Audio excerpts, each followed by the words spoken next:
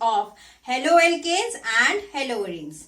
Okay, so we will look at chemical properties of haloalkanes first. Okay, so first we will look at nucleophilic substitution reaction. Nucleophilic substitution reaction. Okay, nucleophilic substitution reaction. Now, for if let us assume that this is our haloalkane.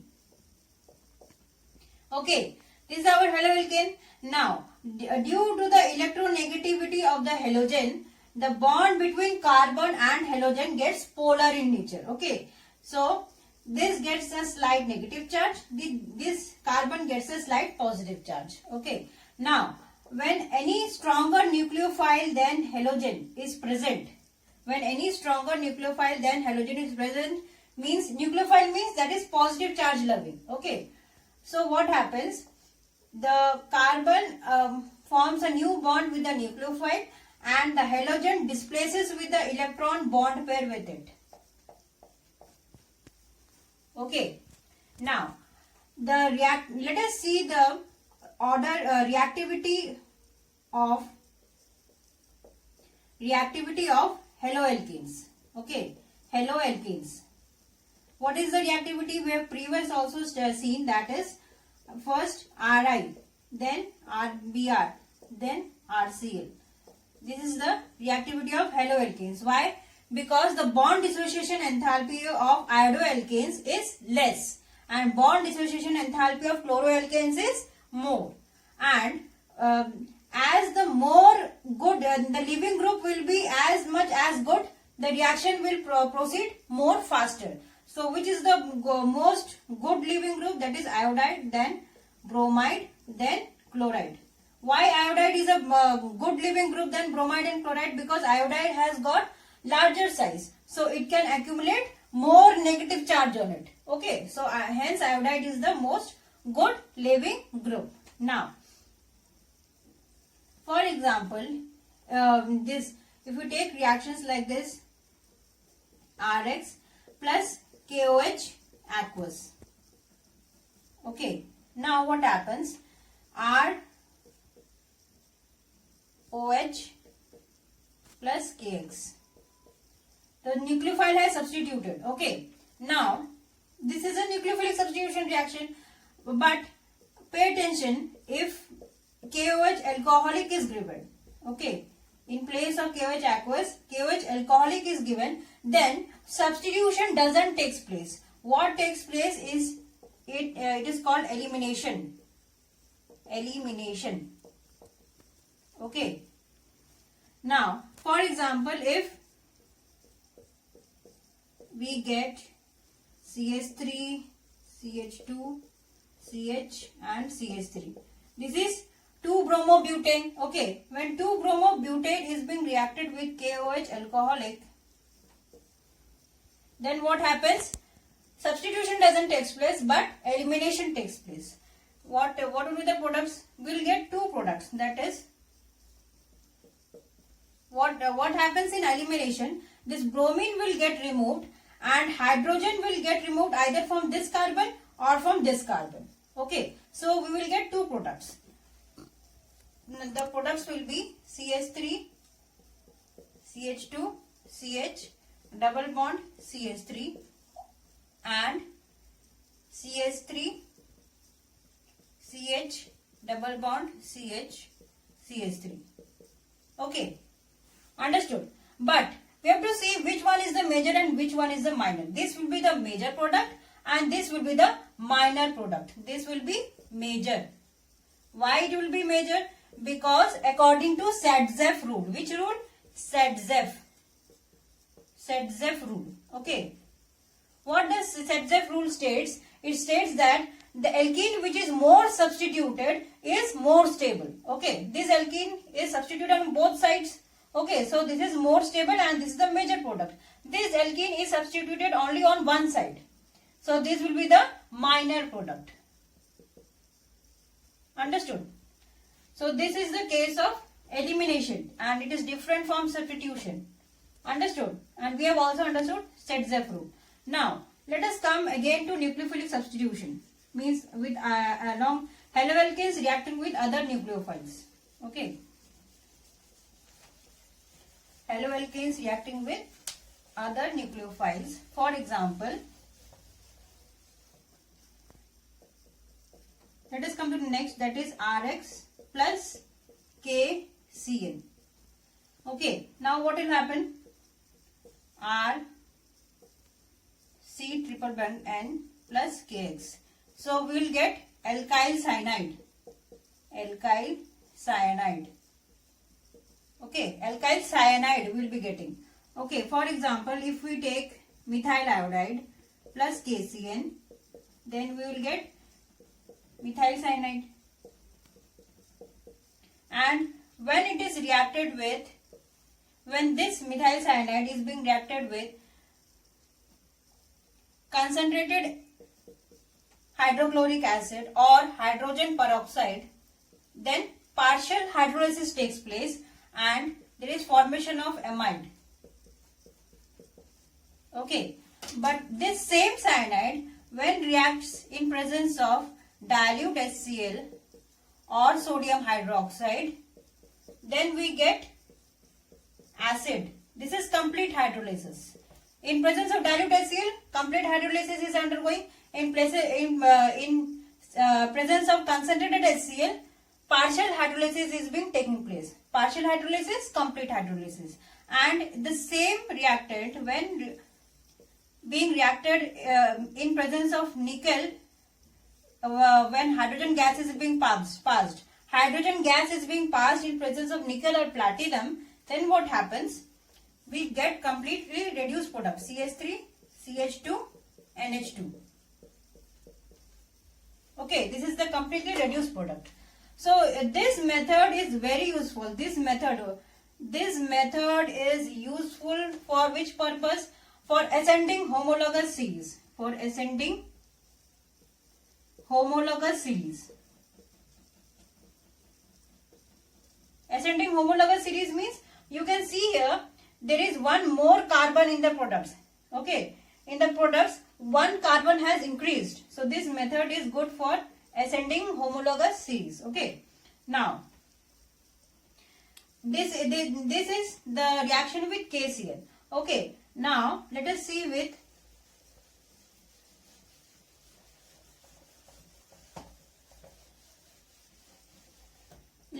the reaction of haloalkane with AgCN. Now what will we get? We will get Rn triple bond C plus AgX. Now we are getting alkyl isocyanides. Alkyl isocyanide. Okay. Along with KCN we are getting alkyl cyanide. Along with AgCN we are getting alkyl isocyanide. Why there are different products? Because KCN is a ionic compound and AgCN is a covalent compound. Now what happens? As KCN is a ionic compound, okay, and when it reacts with Rx, okay, it is reacting with Rx, then what happens? This carbon, this is the carbon, okay, and this reacts with here, it attacks here, okay, then what will form? R C triple bond N plus KX.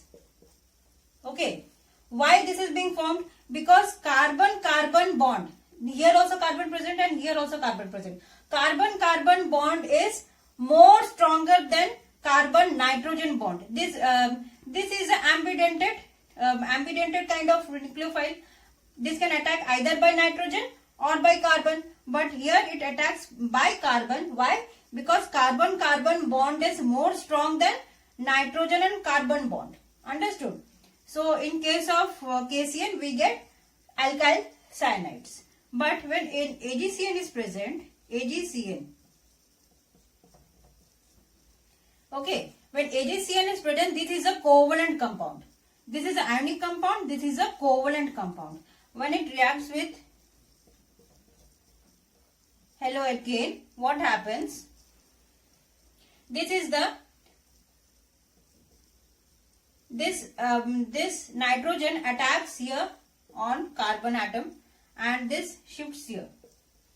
Okay, this bond shifts here. So what will be the product? AgX will combine. This is shifted here, and what will be the product? Rn triple bond C. Understood?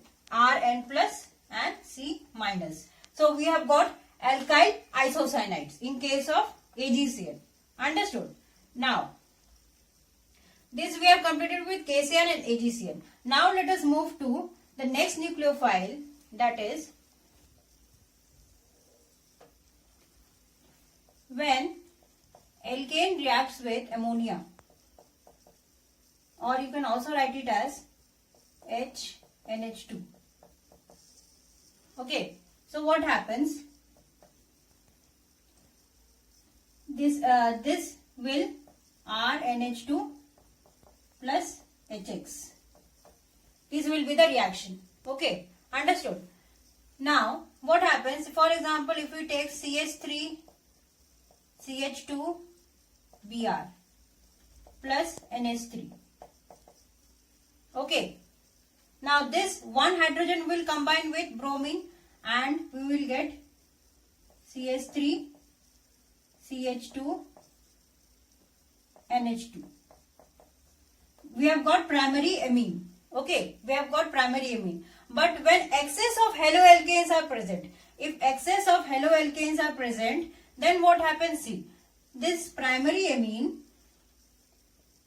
CH3 CH2 NH2, okay, plus excess of haloalkane is present. Now what will happen? This hydrogen, one hydrogen will be replaced by this. Okay, so we will be getting what product? NH CH3 CH2 whole twice. We will be getting secondary amine. Okay, N-ethyl. This is we have got primary amine and this we have got secondary amine. Again, when it reacts with again other haloalkane, that is CH3 CH2 whole twice NH plus again with CH3 CH2 Br. Then what happens? We get tertiary amine. Again this hydrogen will be removed and we will get N CH3 CH2 whole thrice. This is a tertiary amine. Okay. From we have got first primary, then secondary, then tertiary. Again when it reacts with another haloalkane, for example this is reacting with another haloalkane, then what happens? We get a quaternary amine, that is N plus Br minus and CH3 CH2 4. Okay, now this kind of nucleophilic substitution, when it goes from primary to secondary to tertiary to quaternary amine, this is a named reaction, Hofmann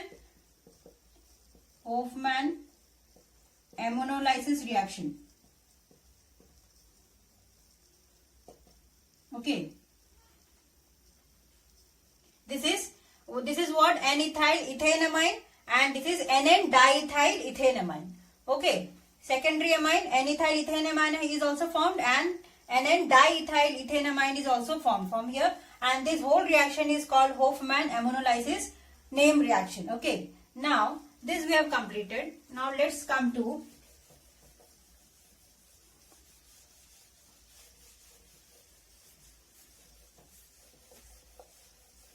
there are two kind of nucleophilic substitution reactions. Okay, there are how many kind of nucleophilic substitution reactions? Two kinds. Okay, first is SN2 reaction, that is substitution nucleophilic bimolecular. Okay, this is substitution nucleophilic bimolecular reaction. Means here the rate depends upon the alkyl halide as well as on nucleophile. Okay. The rate depends on alkyl halide as well as on nucleophile. Okay. Now what happens if we take a, like for example, if we take CH3 and CH, H and here alkyl halide plus nucleophile and OH minus, this is our nucleophile, okay, and this is our alkyl halide. Okay, we are reacting both this. This is our nucleophile and this is our alkyl halide. Now what will happen in the next step?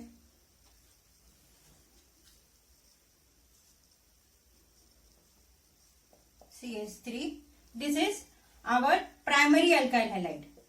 Okay, primary alkyl halide. Now what happens if we take hydrogen and again hydrogen? Now what happens? There will be a transition state formed. Okay.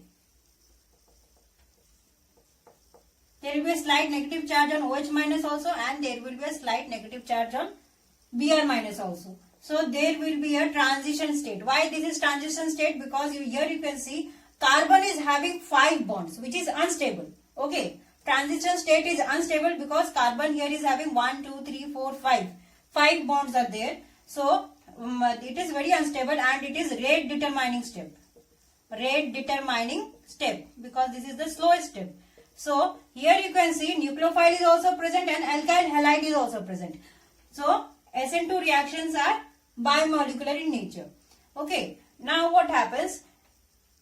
As this Br minus is carrying its bond with it, so it gets negative charge, and OH is donating its electrons to carbon, so it hence has got a slight negative charge over it. Now what happens? Br minus, in the next step Br minus and will get separated.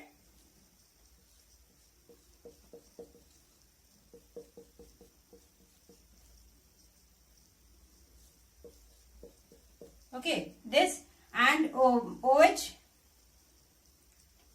will get attached here. Understood? This OH will get attached. Now see, there is always a inversion of configuration. Inversion. If there is any optically active alkyl halide present, okay, if there is any optically active halide present, then there is always inversion of configuration in SN2 reactions. Optically active halide means those halides which can deviate the polarized light either in right direction or in left direction, that is dextrorotatory or levorotatory, right? So this like inversion of configuration means you can see umbrella is straight when there is when we carry on. If in between wind comes, it gets inverted. So that is inversion of configuration. Why it is being inversion of configuration? Here on the left side Br was attached, and here on the right side OH is being attached. Always back attack happens here. Okay, front attack cannot happen because already the front side is blocked out. Front side is already blocked. So the nucleophile can always attack from the back side. So always there is inversion of configuration in SN2 reactions. Okay, and the order of alkyl halides in SN2 reaction is first primary, then secondary, and then tertiary. Understood? Why first primary, then secondary, and then tertiary? Because primary is less, there is less steric hindrance, and because of less steric hindrance, the nucleophile can attack more easily. Okay, but in tertiary alkyl halide, there is more steric hindrance. Okay, because of more steric hindrance, the attack of nucleophile gets difficult. Okay, so primary alkyl halide will be the most reactive in SN2 reactions. Now let us move to the next kind of reaction, that is SN1 reaction. Okay.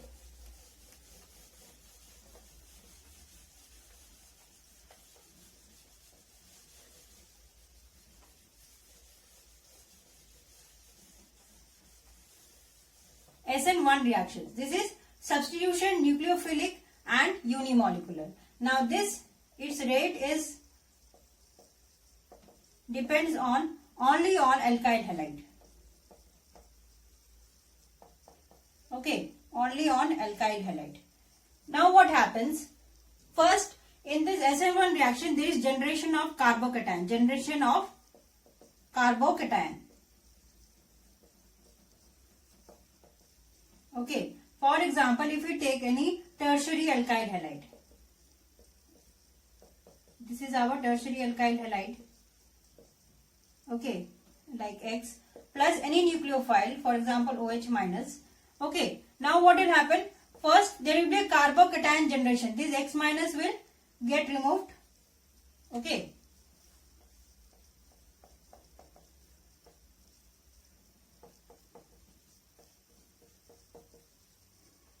Okay, there will be a carbocation generation and halogen will get removed out.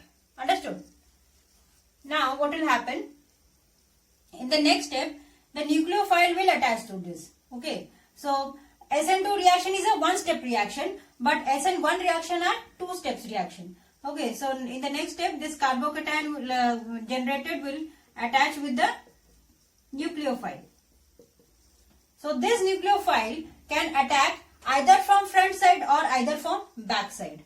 Okay. So the nucleophile, the total product will be this. Okay. So here, if we take any optically active compound, okay, if we take any optically active compound in SN1 reactions, then what happens? We get racemic mixtures. Racemic mixture means we get equal quantities of enantiomers. Okay, enantiomer, I think you must be knowing. Enantiomer are like, see, these are our two hands, right? These are our two hands, and these are mirror images of each other, right? But they do not superimpose over each other. Do they superimpose? They do not superimpose. But they are mirror images of each other. So these are in enantiomers. Okay. So we get equal quantities of enantiomers in SN1 reactions. Okay. If we take a optically active alkyl halide. Now the order of reactivity of alkyl halide in SN1 reaction is first tertiary, then secondary, then primary. Okay, why this is the order of reactivity? Because this is tertiary carbocation, this is a generation of carbocation, and this reaction will proceed as much as carbocation will be more stable. Okay, so as the tertiary carbocation is more stable, so tertiary alkyl halide will be most reactive in SN1 kind of reactions. First tertiary, then secondary, then primary. Why? Because tertiary carbocation is more stable, then secondary carbocation, then primary carbocation. Understood? Now there are some examples where we have to do rearrangement of carbocations. For why should we do rearrangement of carbocations? Because so that the carbocation gets more stable. Okay.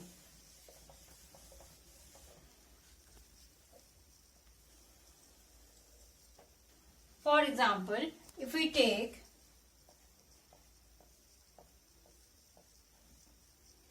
this is CH3, here Br, CH3 and CH and CH3. So what is this? This is 2-bromo-3-methyl butane, right? Now what happens when it is reacted with any nucleophile? Okay, when it is reacted with any nucleophile, it can react either by SN2 reaction or by SN1 reaction. Okay, now what happens in SN1 reaction? We get two kind of products. If it is reacting with SN1 reaction, we get two kind of products. First, CH3, CH3, CH, here only OH is being attached. By removing bromine, nucleophile has got attached, and this is the first product. Now, what can be the second product? CH3,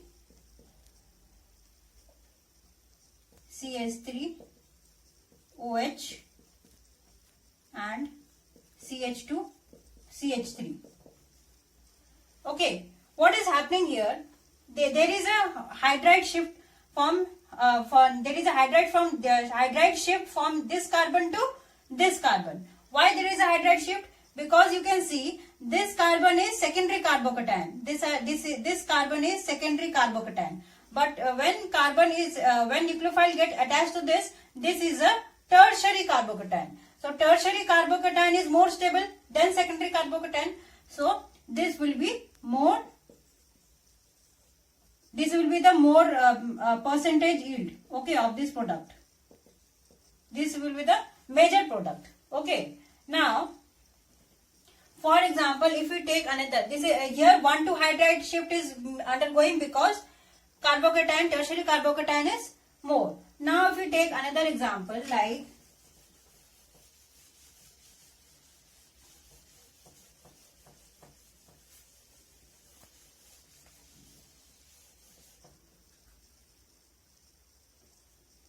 C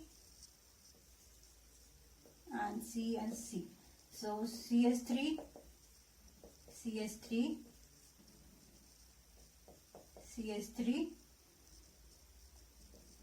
CH2 and CS3 and CH2, CHBr. 1, 2, 3, 1, 2, 3, 4. Okay. This is what is the name? This is 2,2-dimethyl 3-bromobutane, right? 2,2-dimethyl 3-methyl butane. Now what happens? In this, when it reacts with nucleophile, we will get two products when it undergoes SN1 reaction. One is, first product will be CS3, CS3, CS3, and directly this bromine will get removed and this OH will get attached here. Okay, this will be the first product. Now the second product can be CS3, COH, CH, this CH and CS3 and CS3.